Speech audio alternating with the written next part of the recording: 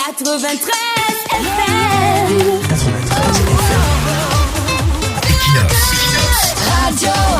Bonjour. La rumeur d'un possible retour de Paul Biya au Cameroun ce jeudi, après plus de 2 mois et demi d'absence hors du territoire national, suscite déjà une effervescence grotesque au sein de l'écurie du renouveau et de ses fanatiques. Cette réaction hystérique face à un simple déplacement aérien est profondément révoltante pour une nation piégée dans la stagnation et dans tous les problèmes du monde. Comment un pays qui a tous les défis à relever, un pays en ruine qui doit plutôt être en chantier, peut-il s'abaisser à transformer le simple retour d'un président chez lui en un exploit national? Et c'est comme ça depuis 44 ans.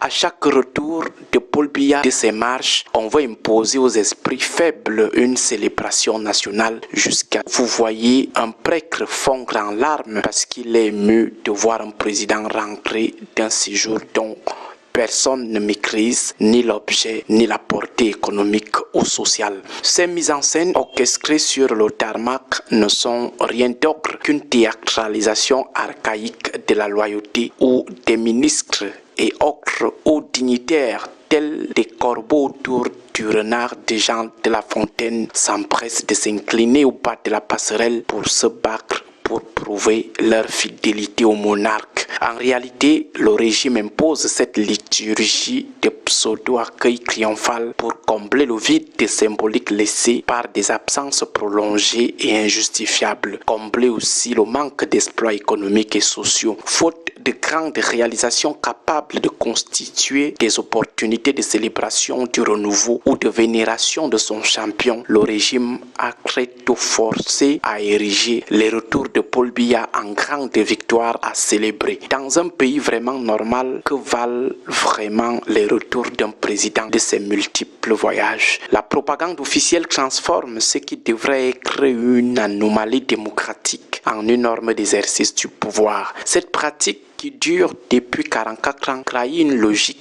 d'un autre âge qui rappelle directement les mécanismes, les pratiques des monarchies absolues, tout comme les ancrées royales de l'ancien régime en France sous Louis XIV ou les rituels de la Ventus dans l'Empire romain. Le pouvoir de Yaoundé utilise les retours de Paul Biya comme une réaffirmation matérielle que le trône n'est pas vacant. Les défilés et les cortèges d'accueil à l'aéroport fonctionnent exactement comme le lever ou le coucher du roi à Versailles.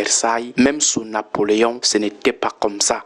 Cette pratique suffit pour conclure que le Cameroun est sous la dictature d'un présidentialisme monarchique. Pendant que le pouvoir camerounais force tout un peuple à célébrer l'immobilité et les présences clignotantes d'un homme dans son propre pays, les démocraties modernes considèrent les déplacements de leurs dirigeants comme de simples actes administratifs routiniers. Dans ces nations, un retour de voyage s'effectue dans la plus grande discrétion, géré par les services de sécurité sans mobilisation de la population ni retransmission télévisée solennelle. L'attention de l'opinion publique ne porte pas sur le fait de rentrer au pays, mais sur l'efficacité diplomatique, le coût financier du séjour pour le contribuable et les résultats redevables obtenus. En France, au Sénégal, en Allemagne, en Afrique du Sud et même au Rwanda, les présidents voyagent et reviennent chaque jour sans qu'on ne paralyse toute la capitale toute une journée. La capitale n'arrête pas de fonctionner parce que tous les généraux et colonels, tous les ministres et directeurs généraux, tous les hauts fonctionnaires doivent aller sécher au soleil à l'aéroport pour attendre un simple retour d'un président. Ce n'est que dans des dictatures qu'on peut voir ce genre de choses. Pire encore,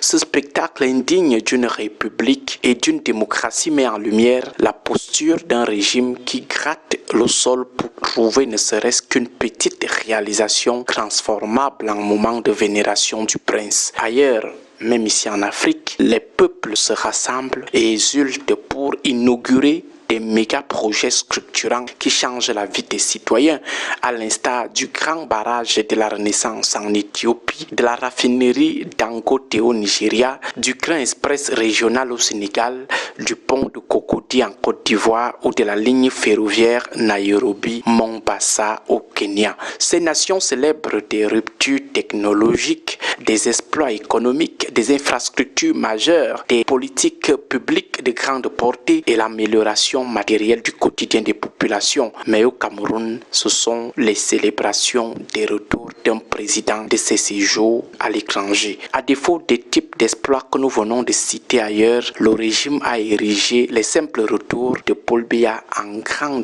triomphe de la nation. On parle de retour triomphal qu'il a gagné quoi pendant son séjour strictement privé à l'étranger. Il n'y a pas vraiment deux façons d'expérimenter l'échec d'un régime et la dictature dans une nation. Bonne journée à tous. 93 FM. 93 FM. Equinox. Radio.